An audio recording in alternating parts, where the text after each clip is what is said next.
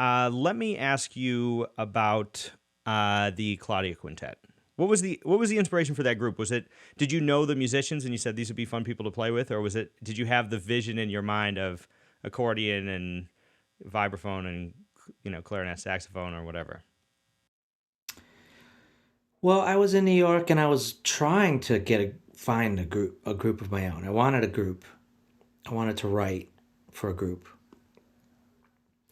And so yeah, I was jamming with people and trying to see if this person might be into it, and this person, and so I was doing all that kind of thing.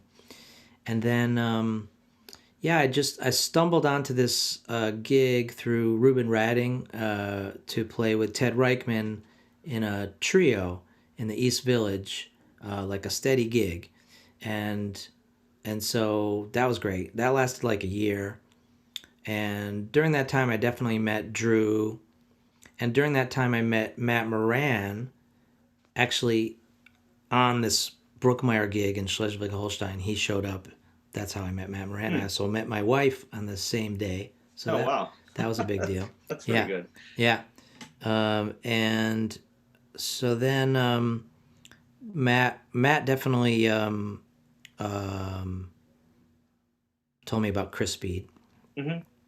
And we had actually a couple other people before Chris Speed, a couple other people before Drew. Um, but so it wasn't really the instruments.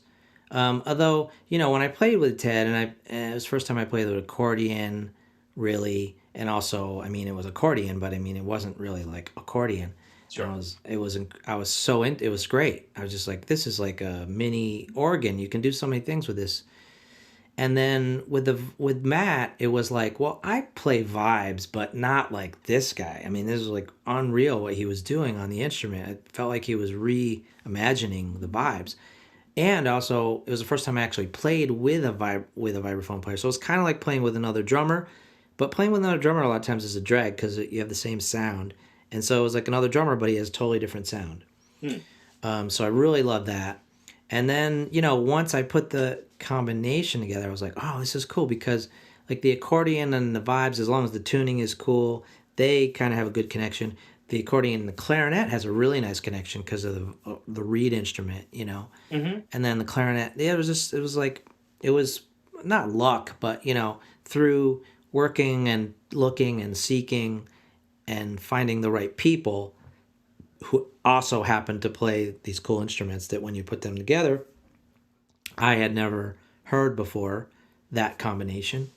Hmm. And so it worked, you know. Hmm. So it was a combination of the people and the instrument. Hmm. And over the course of the time you've been playing, obviously the sound and what you're writing has evolved in a certain way. But it seems, listening to that first album, like you kind of came out the chute with a concept in mind. Like it seems fully formed. I don't know if you think about it that way because you've been involved with it for so long. But were you thinking of a particular stylistic approach, or was it just let me write tunes that's going to work for this instrumentation? Well, I think what helped was the gig that I did with Ted in that year. So what happened was we did that gig for almost a year, and that was like in the what was called like kind of the knitting factory scene. So Hmm. I was playing with all these people who didn't go to music school, they didn't study jazz, they were totally into improvising, and totally into just playing like music that was not like about a style. And then when that ended, there was this little period when I was kind of right before, or right when I was really making the group, um, where that steady gig was still happening, but that group, Ruben Radding at that time had decided to leave town and quit bass, so he left, and so the group was over, and that's why I said, Ted, I still want to play with Ted, and so I formed the group kind of because that other group, died. And yes, there were some really interesting moments where I would play with Drew Gress in this little internet place in the East Village on Monday night, and then on the next Monday night, me and Drew would be subbing in the Village Vanguard band, and just kind of looking at each other like, this is weird, you know, like, but the fact that we could do it, you know, we could be in those different, very different worlds, you know. Hmm. Um, and for me, you know, the thing is, like, when I was growing up, like, playing drums in the Village Vanguard band, that was like, that was it. That was like, that was as high as I could see. That was where that was it, you know. Sure. Unfortunately, by the time I did it, you know, then it wasn't it anymore. I was like, so the stuff that we were doing on the East Village, actually was me. That was Hmm. where I was like, there I am. That's Sure. I found it. Um, so I forgot what the question was, but what was the question? How did you think about trying to form the style of the music? Oh Was it yeah, yeah. something that you So consciously approached, or was it? right, so it became more about just, you know, playing with people that don't think about that kind of Sure. thing. And Okay. even though Matt and Chris went to music school, they were like that, you know. Hmm. And so yeah, it was really about creating music that's, um, combining all these great things that you like, grooves and textures and composition and free playing, you know, Sure. melody, you know, melodies and just all that stuff, and kind of letting, you know, swing and jazz, like letting them like kind of go. They're in it, Hmm. but they're just like a part of it Sure. instead of being like it. Yeah. So it was sort of an outlet, or let's say, the output from all of the various input that you had playing in all these different kinds of organizations, and Mm-hmm. without Mm-hmm. sort of, I don't know, without any kind of preconception as to what it was going to be. It's just, let's just freely try to incorporate all of this music. Exactly. And I Exactly. like that idea a lot. I like the idea of not putting limitations on yourself, or not putting barriers on what it is that you're doing, or trying to pigeonhole yourself into a style. It's so easy to fall into the trap of being like, let me do this thing because this is what I learned, or this is my history in the music, or this is what I'm trying to go for.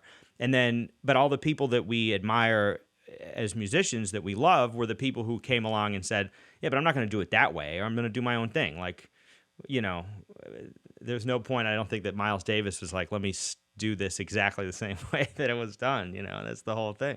I mean, I think he thought about it. I mean, you know, there's these quotes about him talking about how much he loved playing ballads at exactly the time when he was not playing like any ballads, you know.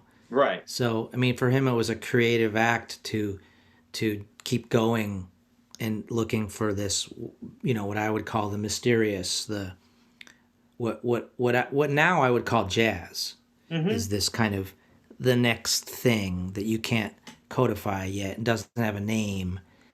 That's what some people call jazz, and that's why they do this stuff, is they're looking for that next thing. Sure. And so it goes back to what we were saying before, you know, like, so with the Claudia Quintet, you know, I was able to create this music that was just mysterious, that I was just like, I don't know what this is, you know. Mm. You know, the one of the first quotes from a reviewer was, "What the hell is this?" And he was, I think, not exactly like super excited about it. He was kind of like, really, seriously, what is this? Like, but for me, that was like, yes, exactly, Yeah. exactly. You know, um, obviously, it's not a great business decision because a lot of people do want to know what it is, and record stores are kind of not what they used to be. But you know, in a certain period of time, it was like, where do we put this record? You know, Mm-hmm. you gotta tell me, fine, you know, you do all this stuff, but you gotta tell me, what is it? I need to know, like, because I have to put it in a place. So it's frustrating for some people, you know, Sure. because they need to know, like, yeah, but tell me what it is, because I need to like kind of organize it Right. in, Yeah. Yeah. Yeah. you know, in my mind or on my bookshelf or whatever. Yeah, so I think that mysterious thing is what some people would call jazz, the seeking of the mysterious, and that's what connected me to jazz in the first place. Mm. It seems to be what continues to drive you forward. For sure.